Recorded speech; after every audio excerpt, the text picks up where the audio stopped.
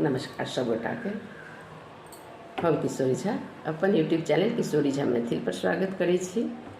और आई हम बरसाइत के बारे में बताबऽ जा रहल छी। की सब सामान चाहिए अखन आबऽ वाला अछि। तो बहुत गोटा के जिज्ञासा रहे छै, बहुत जगह बाहर रहे छथिन जे कतऽ भेटतै कि भेटतै नहीं भेटतै, की चाही सबके नहीं पता रहे छै। तो सुनू।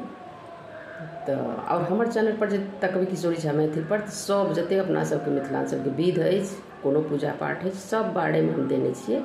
ओकर कथा होय चाहे गीत होय चाहे विध होय चाहे मंत्र होय, तो जरूर एक बेर सर्च करबे किशोरी झा मैथिल के।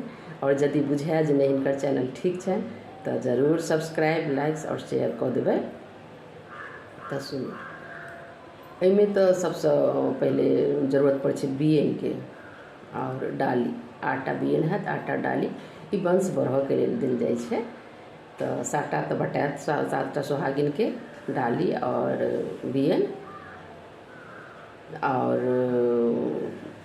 एकटा लोक कनिया से होखथिन गाछ के, और एकटा डाली रह जेमे कि फल फूल और ओकरी दही जे पंडितन रहथिन हुनका देल जाइ छै ओ चीज लास्ट में। तो ई भऽ गेल। ओकर बाद एकटा पातिल चाही, नाग नागिन माटि के बनल चाही, मैना पात चाही, केरा पात चाही, लाबा चाही और दूध चाही गाय के। और अपना सबके बोहिनी कहल जाइ छै जे माथा पर लऽ कऽ जाइ छथिन, तो ओ एकटा चाही। ओहिमे 14टा उड़ीद के बड़ बनल रह, धोल उड़ीद के बड़ छोटे छोटे बना कऽ ओकरा सुतरी में गैंथ कऽ ओ बोहिनी के माला पहिरायल जाइ छै, तेना कऽ रहथिन और ओ माथा पर लऽ कऽ जेथिन। बोहिनी में कते ठमा केओ गोटा ओहिमे जल दै छथिन आ केओ गोटा ओहिमे लावा दै छथिन। तो जिनकर जे परम्परा छै ओ हेतै ओ देथिन ओहिमे। ओकर बाद साजी, जिसटा साजी जकरा डाली जकाँ रहै छै लेकिन ऊपर से झाँप रहै छै, ओहिमे अहाँके कपड़ा के बड़ कनिया बनल रहत। तो ओहो ओहि दिन बहुत जरूरी छै। तो हुनका नव कपड़ा ओतऽ पहिरायल जेतनि गाछ लग में, और हुनकर विवाह ओहि दिन हेतनि आ नव कनिए करथिन। तो बड़ कनिया भऽ गेल। ओकर बाद फल फल जते तरह छै मौसमी सब फल, लेकिन आम और लीची एहिमे सबसे जरूरी चीज छै।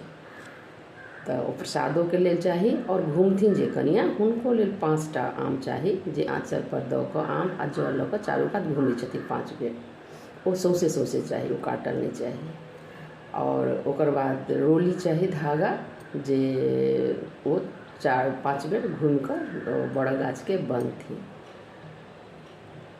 और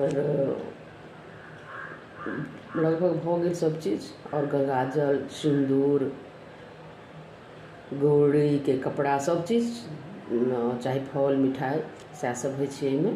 और औंकड़ी तऽ एहिमे सबसे जरूरी औंकड़ियो अछि। औंकड़ी कते गोटा चना के दै छथिन, कते गोटा मूँग के, लेकिन प्रसाद के लेल दुनू चाही थोड़े थोड़े। बाँटऽ के लेल से मूँग के दिए या चना के दिए, जे अहाँ के सुविधा है, लेकिन प्रसाद पर चढ़ाबऽ के लेल दुनू देबाक चाही।